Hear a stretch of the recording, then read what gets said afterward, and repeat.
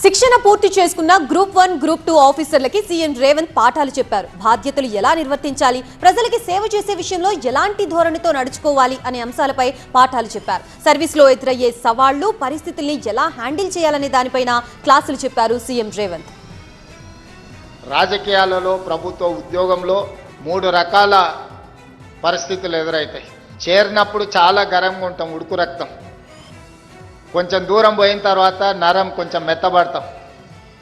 ఇంకా కొంచెం దూరం పోతే బేషరం. గరం, నరం, బేషరం.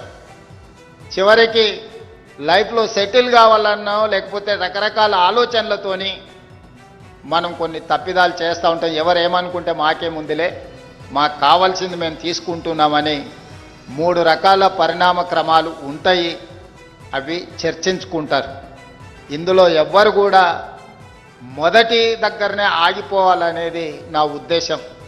చట్టం అనేది నథింగ్ బట్ కామన్ సెన్స్. మీరు మంచి నిర్ణయాలు తీసుకోవడానికి, మంచి పనులు చేయడానికి మనకు విచక్షణ అధికారం ఉంటే సరిపోతుంది.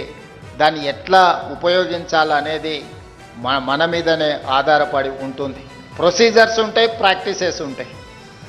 ప్రొసీజర్స్, ప్రాక్టీసెస్ మనకి అర్థం కానప్పుడు కామన్ సెన్స్ అనేది బిగ్గెస్ట్ అసెట్. ఆఫీస్కి వెళ్ళే ముందు ఎస్ఆర్ శంకరన్ని గుర్తుపెట్టుకోండి. ఆఫీస్లో మీ దగ్గరికి పేదవాళ్ళు వచ్చినప్పుడు వాళ్ళకు సహాయం అందించేటప్పుడు మీ తల్లిదండ్రులను గుర్తు చేసుకోండి. తప్పు చెయ్యాలనుకున్నా తప్పు చెయ్యకుండా 10 మందికి సహాయం అందిస్తాం. ఈ చట్టాలు, ఈ నియమాలు, ఈ ఆదేశాలు పని చేయకుండా ఆపడానికి కాదు, 10 మందికి సహాయపడే పని చేయడానికే ఈ చట్టాలు ఇవన్నీ. అందుకే 10 మందికి ఏ విధంగా మనం సహాయం అందించగలమో ఆ రకంగా మనము ముందుకు వెళ్ళాలి. ఈరోజు మిమ్మల్ని కలవడం మెకానికల్గా నేను ఇక్కడికి రాలేదు. ఇదొక ఎమోషన్, ఇదొక అటాచ్మెంట్.